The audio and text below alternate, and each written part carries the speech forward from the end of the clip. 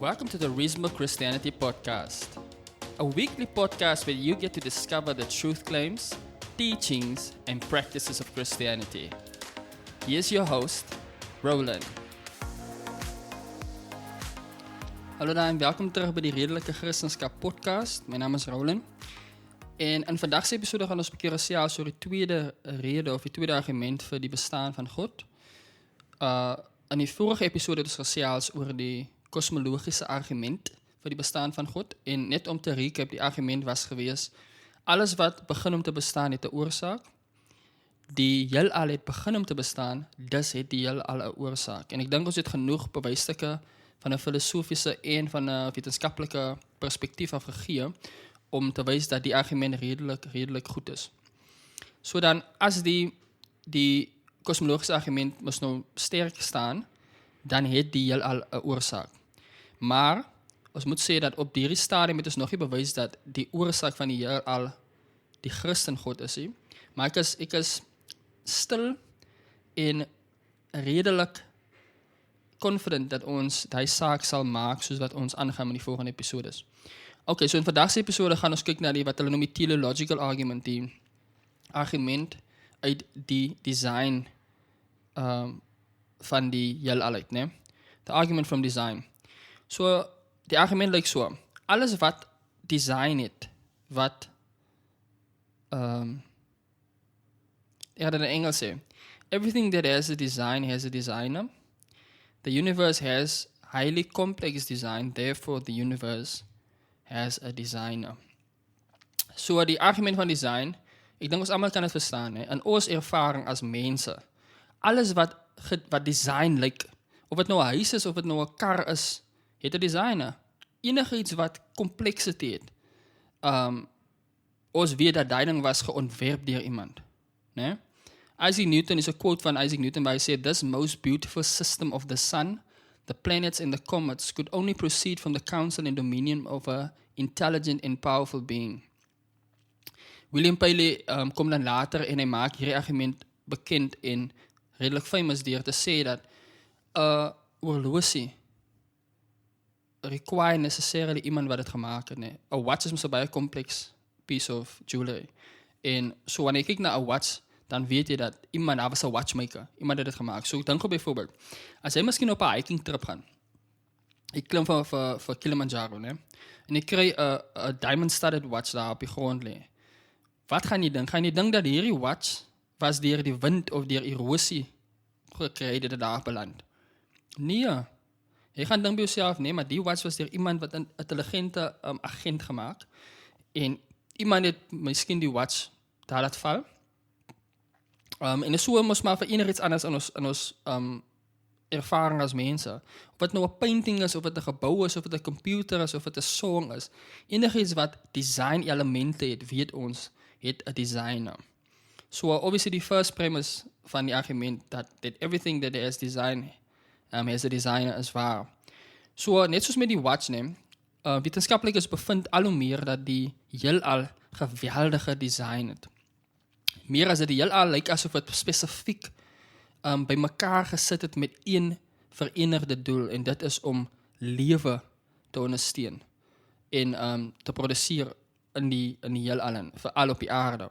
Dr. Stephen Meyer, een van die vooraanstaande proponents van intelligent design, as een van die argumente vir die bestaan van die heelal en vir die bestaan van die eerste lewe of lewende wese, verduidelik die argument soos volg. Well, the fine-tuning of the laws and the constants of physics and the initial conditions, that is the arrangement of matter at the beginning of the universe, is one of the most extraordinary discoveries of the 20th century in physics. It started in the 1950s with a man named Fred Hoyle, a prominent British astrophysicist, now Sir Fred Hoyle. And Hoyle discovered that the conditions that were necessary to make it possible for carbon to form in the universe were incredibly improbable, and there were many conditions that had to combine to make it possible for lighter elements, in particular beryllium and helium, to combine to make carbon. It also was apparent to Hoyle and many other scientists that we need carbon because carbon is a molecule that allows long chain-like molecules to form, and it's necessary for storing information, which is a critical condition for life. All life is carbon-based. People have speculated about life being silicon-based or something else, but Hoyle and other physicists who knew the score knew that that wasn't a serious proposal. And so it absolutely shocked Hoyle when he discovered how many different parameters had to be just as they are in order for carbon to form. Carbon forms in the center of stars through a process known as nuclear synthesis. If the gravitation inside stars is too weak, then the temperature of the star won't get hot enough so that the beryllium and the helium will combine to form carbon, beryllium and helium being lighter elements. If the gravitation is too strong, however, the star will simply burn up before those critical reactions can take place. And that was only one of a whole suite of exquisitely finely tuned conditions that had to be just right. And when they did the mathematics on this, when they calculated how finely tuned these parameters were, they were getting numbers that were 1 in 10 to the big exponential numbers in each case. So it's a kind of a concept like in engineering of tolerances. Things have to be within very narrow bounds in order for things to work. So in order to get a life-friendly universe, we're kind of in what you might call a Goldilocks zone, where multiple parameters, now we know about 36 of these, the expansion rate of the universe, the strength of gravitational attraction, the ratio of fundamental forces like the electromagnetic force and the strong nuclear force, all of these, the strength of these forces have to be just right to allow for life to exist in building carbon, having stable planets and galaxies. Many, many conditions of life depend on these fine-tuning parameters being just right. And so you can think of it as a Goldilocks universe. Not too hot, not too cold, the force is not too strong, not too weak, speed of light not too fast, not too slow, expansion rate of the universe not too rapid, not too... So things are just right. And this has caused many physicists, Hoyle in particular, to shift their perspective on the big worldview questions. Hoyle was an atheist who resisted the discovery of the Big Bang because he thought it implied a creation event, came up with an alternative theory that was later refuted called the steady state theory, but then after the fine-tuning realized that there must be some design behind the universe. And he said a common sense interpretation of the data suggests that a super intellect has monkeyed with physics and chemistry to make life possible. So that's what the fine-tuning is about. It's a powerful evidence of design that's come out of physics.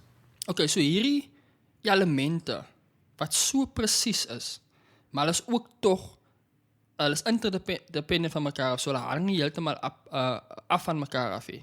Hulle noem dit entropic constants. En hierdie elemente saam staan bekend as die entropic principle. Nou die woord entropic kom van die Grieks af, wat beteken mens of mensdom, né? So die entropic principle verwys na die feit dat die heelal lyk asof dit presies gemaak is, presies gefine-tune is om human life te support. Nou Dr. Meyer het genoem dat daar is omtrent 3 of 30 of so van hierdie constants, maar ons gaan so na 8 kyk. Die eerste ding is na die oxygen level.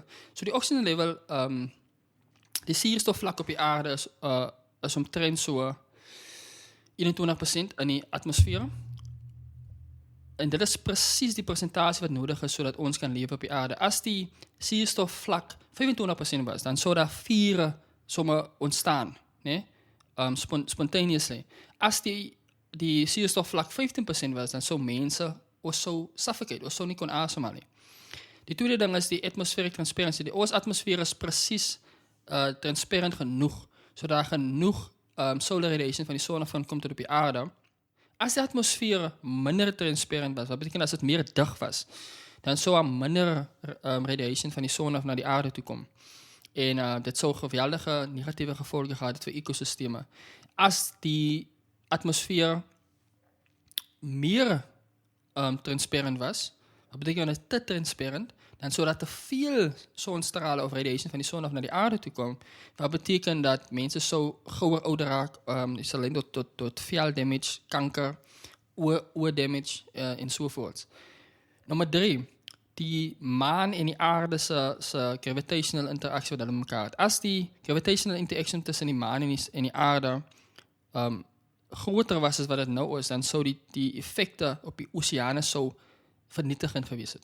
As het minder was, dan sou die klimaat heeltemal onstabiel gewees het. Either way, ons as mense sou nie kon lewe op die aarde nie.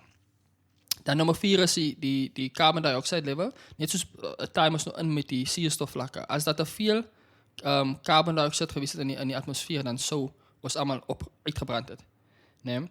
As daar te min carbon dioxide was, dat beteken dat fotosynthese sou nie recht, of plante sou nie fotosynthese kon maintain nie, dat beteken ons allemaal sou weer eens versmoor. Nummer 5 is gravity. As die gravitational force net 'n bietjie aangepas sou gewees het, dan sou ons son nie bestaan nie. En as ons son nie bestaan nie, dan sou ons ook nie bestaan nie. Dan nummer 6 is die expansion rate. Ek het genoem in die vorige episode dat toe die universe in bestaan kom in die Big Bang, te begin die expansion, né? Ons universe is besig om te expand. Dus 'n ballon het ons genoem. As die expansion rate vinniger was, né? Dan sou daar nie galaxies gevorm het nie. As dit stadiger was, dan sou daar niks sterre gevorm het nie. En nou die son is 'n ster, sonder die son sou ons nie bestaan nie. Maar sien we is Jupiter. So Jupiter se gravitational, as Jupiter nie presies was waar hy is nie, en as die gravitational force nie presies was soos dit is nie, dan sou dit nie vir ons kon beskerm teen al die space materiaal wat op pad is aarde toe nie. So daar's comets en asteroids wat die aarde sou het, en wat groter as die aarde is, wat vir ons so vernietig as Jupiter nie was waar hy is, en as die gravity nie was soos wat dit is nie, dan sou ons nie kon survive nie. Ne? Nummer 8 is die rotation van die aarde. As die rotation van die aarde nie presies 24 uur was nie, dan sou die verskil tussen dag en nacht heeltemal te groot gewees in terme van temperatuur. Rotation korter was, sou die winde en die atmospheric velocity sal te groot gewees het. Okay. Maar ons sien nie net hierdie type precision, sien ons nie net in terme van die oorspronklike kondisies toe die heelal bestaan het. Ons sien dit ook in die fondasie van lewe self, né? Hier is 'n klip deur Dr. Stephen Meyer waar hy verduidelik waar hy die oorsprong van digital information binne die DNA molekule verduidelik. If you look at an effect and you want to explain it, using the historical scientific method by reference to a cause that is known to produce that effect, the effect in question. So when we're looking at the origin of life, many biologists, biochemists, origin of life researchers in particular say the central thing that we need to explain is the origin of the information that makes life tick, that makes it run. What runs the show in biology is information, much of it encoded digitally in the DNA molecule. We're also learning that there's other forms of information organized hierarchically in other parts of the genome and even beyond the genome. But it's very, I used to ask my students, if you want to give your computer a new functionality, a new function, what do you have to give it? And of course they knew. Code. You have to give it information. And the same thing is true in life. If you want to produce life in the first place, if you want to develop a new form of life from a pre-existing form of life, you have to provide information. And so the question is, where does that information come from? And origin of life researchers are, in particular, acutely aware of this problem. Since 1953, when Watson and Crick elucidated the structure of DNA and also showed in subsequent years that DNA functions like a digital code in a section of software or even a section of alphabetic text. Once they established that, then that raised a question. How did that feature of life arise? If you're going to explain the origin of life, you've got to explain its salient features. Its salient feature is arguably the presence of digital information in DNA. DNA encodes the proteins that do all the important jobs in the cell. So where did that information come from? Since the 1950s, origin of life biologists have realized the central thing they have to explain is the origin of information. Model after model has stumbled or even come to a grinding halt, has failed to explain precisely that feature of life. And so as I got into the topic of the origin of life, I realized that was really the central question. And as I was studying how scientists developed their theories to explain the origin of the first life, I realized that what was needed was a causal explanation for that feature of life. And I began to think more about this dictum that Darwin and Lyell had, that we should be explaining things by reference to presently known causes, presently acting causes. And I asked myself the question, what is the presently acting cause of digital code? What's the known cause of information generally? And what we know from uniform and repeated experience, which is the basis of all scientific reasoning in the past, about the past, is that information always comes from an intelligent source. Digital information, for sure, we know it comes from programmers, but information generally always comes from an intelligent source. So by using Darwin's rule of reasoning, I concluded that the best explanation for the origin of the information necessary to build the first life is actually intelligence. What we now call intelligent design.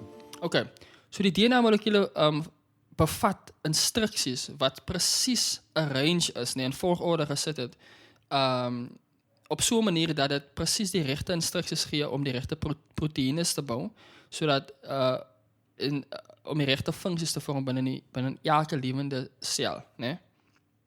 Onthou die menselijke lichaam met omtrent 40 triljoen cellen. Okay? En dat is een van die meest belangrijkste biologische ontdekkings van ons tijd. Bill Gates, die founder van Microsoft, sê die volgende. Hy sê, DNA is like a computer program, but far more advanced than any software ever created. So dink wat dit beteken vir 'n oomblik. Jy het die code wat in DNA is, het jy nodig vir die eerste lewende wese om te kon bestaan het, né? Jy het ook die code wat in die DNA is nodig om nuwe lewende wese te maak. So as jy die code nodig het wat binne DNA is om die eerste lifeform te maak en om nuwe lifeforms te maak, dan beteken dit die code wat in DNA is kon nie bestaan het as gevolg van evolution nie. Dat moet daar gewees het in die begin. Sonder die code is evolution nie moontlik nie. So die code binne DNA is 'n prerequisite vir life. Dus kan die theorie van evolution, wat te doen het met modification en adaptation, evolution is goed as ons wil beskryf klein variasies binne die ontwikkeling van 'n spesifieke dier byvoorbeeld. As ons kan kyk by die fossilrekord, kan ons sien maar die dier se bek het kleiner geraak of het groter geraak en so het die dier adapt tot sy environment. Evolution is goed vir dit, maar evolution kan nie verduidelik hoe nuwe lifeforms bestaan het. Hoe kan byvoorbeeld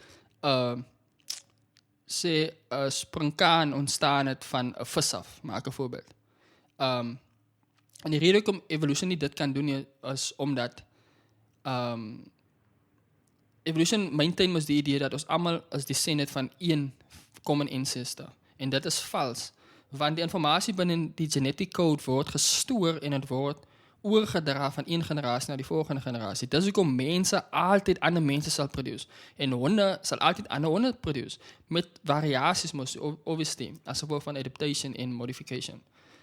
So ons moet onsself die vraag vra, as die informasie wat binne die DNA code is, as dit daar moes wees in die begin, in die eerste lewende wese, so dit kon nie develop het oor tyd, dit moes daar gewees het van die begin af. Waarvanaf kom die informasie?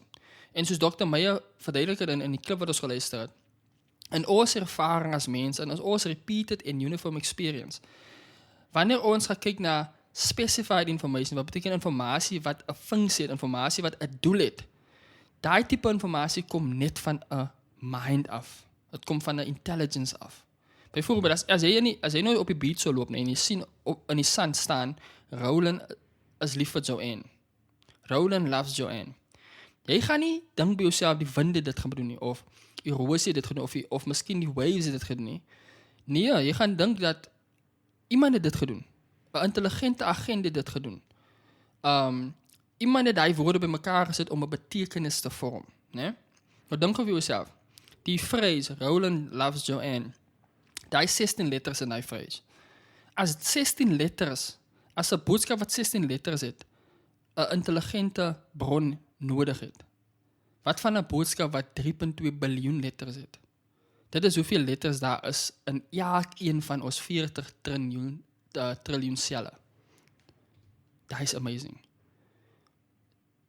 Dink vir 'n oomblik. 40 triljoen celle en elke van die celle het 3.2 biljoen letters in, wat bymekaar kom om 'n spesifieke instruksies te gee, om spesifieke proteïens te vorm, om spesifieke funksies te vervul in die menslike liggaam.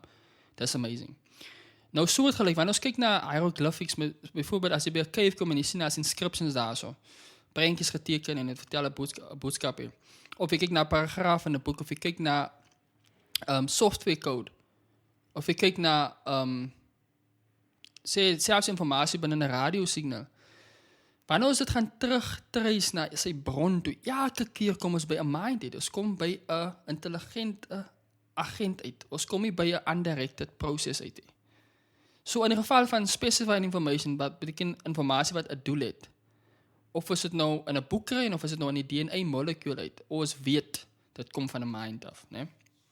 Okay, so nou wat ons gekyk het na die anthropic constants, die 8 constants, ons het gekyk na die specific information wat ons kry binne die DNA-molekuul. Dan moet ons nou sê, nou, wat is die moontlike antwoorde, oorsprong vir die fine-tuning? Hier is 'n klip van Dr. William Lane Craig waar hy vir ons die moontlike antwoorde uitlei. The argument from fine-tuning is a version of the argument for design that appeals not to biological examples of design, but to the initial conditions of the universe that are put in at the beginning of the universe in the Big Bang itself. And this argument can be simply summarized in 3 steps. Premise 1, the fine-tuning of the universe for intelligent life is due to either physical necessity, chance, or design. Premise 2 is it is not due to physical necessity or chance, and here you would present arguments to disqualify those 2 alternatives. 3, therefore, it is due to design. So this argument, if successful, gives us a cosmic designer of the laws of nature and of the universe.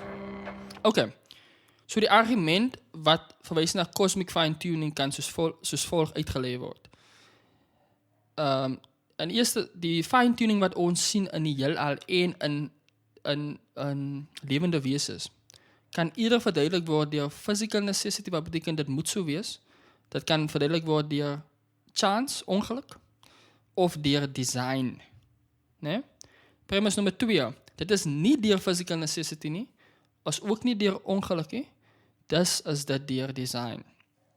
Nou, wanneer ek kyk na die eerste premise van die argument wat sê dat die fine-tuning wat ons sien is as eerder deur physical necessity, chance of design, dit bevat alle moontlike redes vir die fine-tuning wat ons sien in die heelal, né? Nou, hoekom kan dit die physical necessity wees nie? Die rede hoekom dit die physical of wat is physical necessity? Wat bedoel ons daarmee? So physical necessity beteken dat die constants wat ons nou van gepraat het, die 8 goedjies, en die kwaliteite van die 8 goedjies moes so wees. Daar's geen moontlikheid dat dit nie so sou wees nie. Wat beteken? Volgens physical necessity beteken dit dat daar is geen moontlikheid dat ons heelal nie lewe sou bevat nie. Dat daar nie lewe op die aarde sou wees nie. Ons weet dit is onwaar. Want soos gesê, dat as die constants net 'n klein bietjie verander was, dan het ons nie bestaan nie. So dit is moontlik dat daar 'n heelal sou kon bestaan waar daar niks lewe sou wees nie, né? Wat van chance of ongeluk? Hier's 'n klip deur J. Warner Wallace waar hy verduidelik hoekom chance of ongelukke 'n swak kandidaat is om te verduidelik hoekom haar fine-tuning is in die heelal. I want to show you how incredibly rare and how incredibly fine-tuned each constant is. I'll give you a couple of illustrations to illustrate this for you.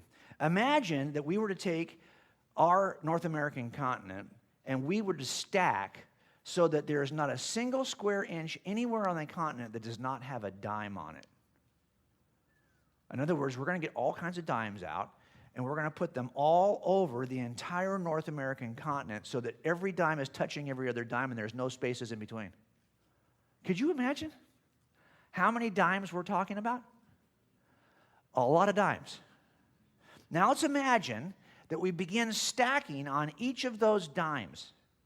And we stack the dimes all the way, covering the entire North American continent, all the way to the moon. Okay? Sound good so far? It's not enough.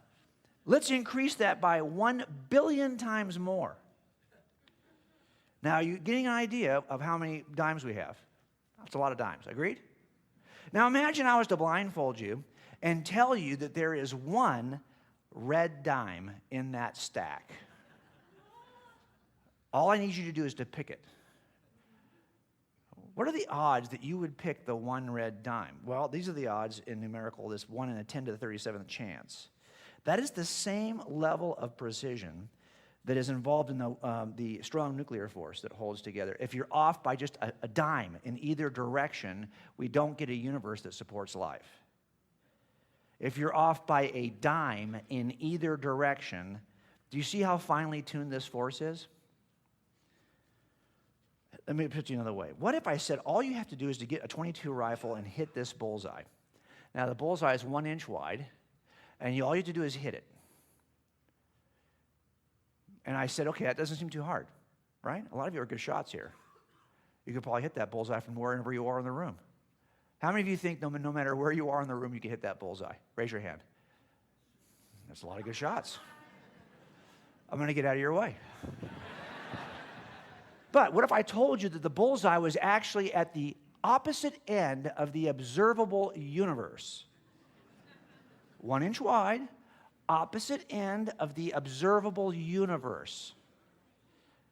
Now if you hit it, this is pretty wild. As a matter of fact, the odds are not great. It's a 1 in 10 to the 60th chance. And that is exactly what the calibration is of the mass density of the universe. 1 inch off the target in either direction, and you don't have a universe like ours. Do you see how finely tuned this constant is? This is why a theoretical physicist you might know from television says it this way. It's shocking to find out how many of our familiar constants of the universe lie within a very narrow band that makes life possible. If a single one of these accidents, he calls them accidents, did you see what he calls them? If a single one of these accidents were altered, stars would never form, the universe would fly apart, DNA would not exist, life as we know it would be impossible, Earth would flip over and freeze, and so on.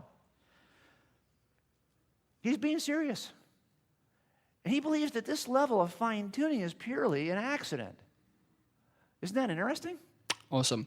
Nou, Dr. Stephen Meyer summarized dieselfde punt wanneer hy verwys na die informasie wat ons binne die DNA molecuul of binne die human genome kry, wat ons nodig het om nuwe lifeforms te develop. Right. The reason that random changes inevitably degrade the information in a DNA sequence is the same reason that random changes inevitably degrade information in a section of computer code or English text. For every sequence of 12 letters in English language that does convey a meaning, there are 100 trillion other possible ways of arranging those same characters that don't. And the same thing turns out to be true in the DNA protein case. For a modest protein of about 150 amino acids long, for every sequence that produces a functional protein, there are about 10 to the 77th other possibilities that don't. And what that means is then there's a huge search space that has to be searched by the random mutation mechanism to try to find the functional sequences in that vast array of possibilities. And it turns out when you do the math, there isn't enough time, even assuming a 4 billion year history of life on this planet, to have enough replication events, enough copying events to search that space effectively. You're going to end up with even if all of those, every time an organism replicates from the beginning of the first life till now, a new mutation occurred searching for a new protein, you'd only search a tiny fraction of the total number of possibilities. And so it becomes much more likely that such a random search will fail than it is that such a search will succeed. The bottom line is the neo-Darwinian mechanism is just not a plausible mechanism for generating new functional biological information. Okay, so die kans dat die oorspronklike kondisies by die Big Bang, dat dit per ongeluk was. Dat dit so perfek was, maar dit was net per ongeluk.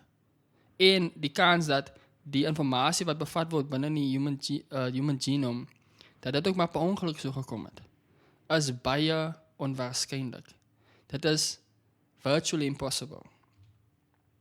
So dit los ons eintlik net met een opsie, dit is intelligence. Dit is die beste verduideliking vir die evidence wat ons het uit cosmology uit en uit biology uit. Hoekom van enige keer wanneer ons kyk, wanneer ons design sien en ons sien spesifieke informasie wat 'n doel het en ons gaan kyk na waar vanaf kom die informasie, waar vanaf kom die design, dan kry ons altyd 'n mind of 'n intelligence as die bron van die design of die bron van die informasie. So om te summarize, ons het kyk na die evidence van die anthropic constants, waar ons kyk na die 8 evidences, ons het ook gekyk na die informasie wat saamgevat word binne die DNA-molecule, wat indicate dat die heelal designed is. Want elke keer as ons design sien, of het 'n watch is, of het 'n kar is, of het 'n huis is, dan is daar 'n design. En elke keer wanneer ons gespesifiseerde informasie sien, soos Roland is lief vir Joanne, Roland loves Joanne, dan weet ons daar is 'n intelligente bron agter dit, né? So in conclusion, wat het ons nou al geleer van die 2 argumente vir die bestaan van God? Van die cosmological argument het ons geleer dat die heelal het 'n oorsaak.